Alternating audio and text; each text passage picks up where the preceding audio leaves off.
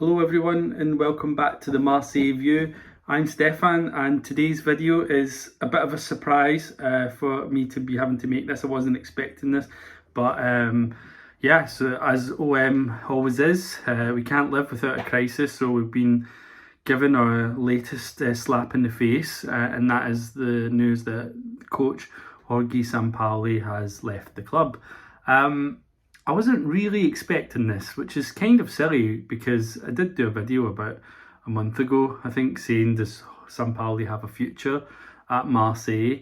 But also, you know, when you think back about it, when he was appointed, I think most of us thought that it would probably end like this at some point because of the kind of, the personality that he has. He's quite a volatile personality. He's, quite up and down, and yeah, I think the experience of Bielsa and the sometimes maybe misleading comparisons between the two guys, that we probably all thought that it would end like this at some point, but I think we didn't see it coming right now because things appeared to be kind of stabilising for the summer. We were going back to pre-season now. We're looking at transfer targets. We've finally started recruiting, so we're thinking, oh, we're planning the season ahead with Sampaoli at the helm, but it hasn't worked out like that.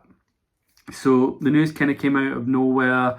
It was announced that he would be leaving the club, and the club later confirmed that, and so that was all happened on Friday, yesterday. So just to kind of think about what he actually has said, what's been said, why he left the club. So I understand that the coach. So he hasn't been sacked. The club have said that he's sort of left by mutual consent, but the reports are saying that Sampaoli left because he was unconvinced about the project and the lack of funds to build a squad going into the Champions League. So we understand that he wasn't happy that firstly, Boubacar Kamara had left on a free transfer. William Saliba has gone back to Arsenal, although perhaps that was kind of out of our control. And he wasn't happy at the kind of signings that we're targeting and the players that he'd recommended being overlooked, and that sort of clear lack of investment from the club. And we know that he, or at least we've been told that he wasn't pleased about the signing of Isaac Toure from Le Havre because he wanted someone a bit more experienced. That's a bit worrying because that's a bit reminiscent of the whole Incham situation with AVB, which led to his subsequent resignation. Also Longoria, it looks like that's twice that's happened now, that he's recruited a player against the will of the coach, which I think is never a good idea. The reports are saying that he wanted the club to target Champions League quality players like Renato Sanchez, Antoine Griezmann have been mentioned. Some people were scoffing at those reports. They're saying that they show that Sampaoli wasn't sort of living in reality, and his ideas weren't in line with the situation, the predicament that the club is in. I don't think it's that unrealistic actually that a Champions League club should be targeting Champions League level players like that, and both of them, because of their in particular circumstances, that actually could be available to a club, of probably a standing not much more than an OM's, I believe. So I don't think it's that unrealistic. I think the big clubs aren't interested in those kind of players. But yeah, so clearly he wanted quality, proven players. The club are targeting a lot of players we've been linked to, but we're seeing names like Richardly Bazoa, although we've been linked to big names like Witsel. I understand Witsel was one that Sampaoli wanted, club couldn't make it happen. We get the sense from the rumours that we're really looking at lots of loan deals, free transfers, cheap deals where we can pick them up, and that obviously isn't very appealing to any coach really who's just got his team into the Champions League and wants to work on an ambitious project. So I don't think you can really blame him there. I think what this really does show is that McCourt clearly isn't willing to invest in the club anymore. He's not willing to put his hands in his pocket and put his own money in, and as a result we're just going to be surviving on what we generate and what we can, money we can make from selling and trading and stuff. So that's a big worry, and it's very frustrating. I think some fans will be quite pissed off about that, because of things like,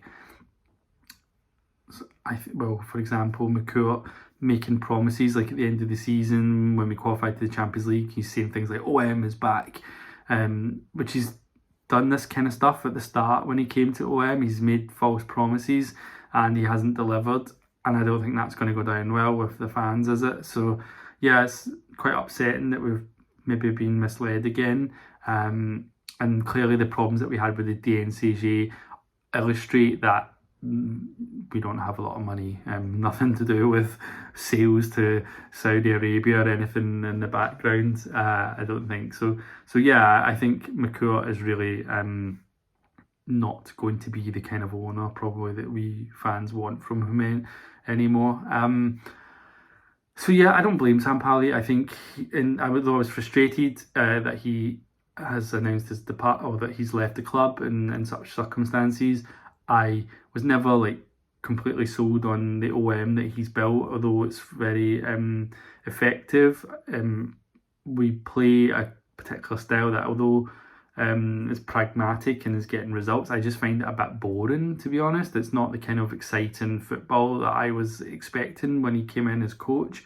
So I was a little bit disappointed. I did follow him a little bit in the past at Chile, briefly at Sevilla. I thought, he's quite an interesting coach, and I'm a big Bielsa fan.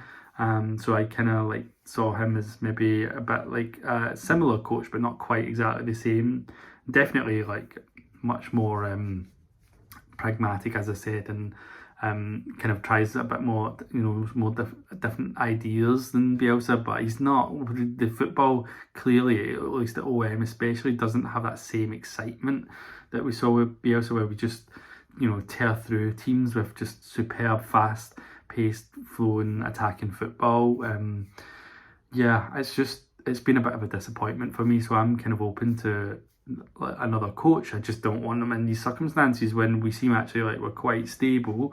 We've got a good group, although we did lose two very important players. And now I feel that this is actually quite a worrying summer ahead. I have not high expectations for next season. I think that we'll struggle to bring in a top quality coach at this stage of the summer. The names that we're being linked with are Igor Tudor, Croatian manager, previously with, I think, Hellas Verona. I don't know this coach at all. When I saw the name, I was a bit fearful that this doesn't sound very ambitious. I've read some things online, people saying that he's actually done quite a good job there, but it's not a household name. I mean, not that we expect to be signing your Jurgen Klopps or your Pep Guardiolas, but it's not something that a lot of fans are familiar with. The other name that's been mentioned is Roberto De Zerbi, the Italian coach who's currently with Shakhtar Donetsk, and previously most people know him from his time at Sassuolo.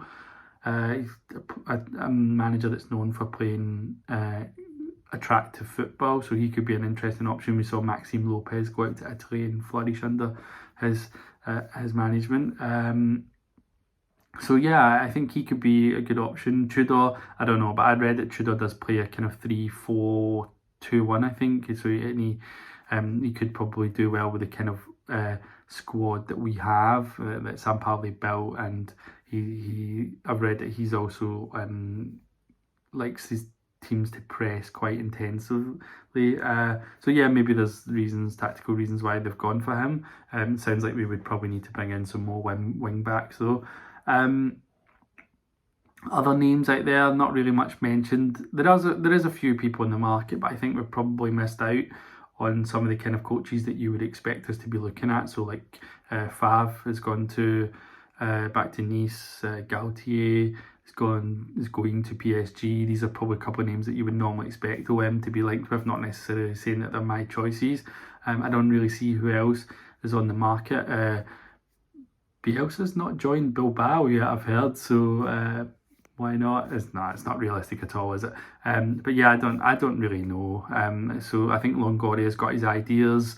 It'll probably be Tudor. I wouldn't be surprised if we hear about Marcelino, who's been linked to us before, this Spanish coach who's previously been at Bilbao, I think Villarreal, Valencia, so on, someone like that. I'm a bit worried though that we're going to end up with a season similar to 2015-16 when Bielsa left after the first game of the season. We got in Michel, and it was a very disappointing season. I think that the worry is that's could be where we're heading. The project has kind of gone off tracks a little bit. So anyway, let's just wait and see what happens. This is OM. This is what we expect. As I said, we can't live without a crisis.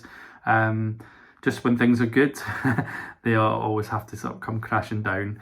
But let me know what you think in the comments. Are you disappointed with Sampaoli's departure? Do you think he's to blame? He's let us down, or do you think the president or the owner of the club are responsible for this? And who would you like to see as the next coach of Marseille? And I'll probably do another video during the week about what possibilities that are out there as the sort of rumours come in, if we don't appoint someone by then. But yeah, let me know in the comments what your thoughts are, and please do like the video, subscribe to the channel, and check out our podcast on SoundCloud and all your major podcast apps. So that includes Spotify, Apple Podcasts, Google Podcasts, and so on. We've just had a new episode that came out a couple of days ago, which was on, yesterday even, which was on the transfer window. So we just discussed Toure, Gigot, and all the rumours that are kind of floating around the club. So please do check that out. It's a great episode, and we'll see you next time. Allez, l'OM!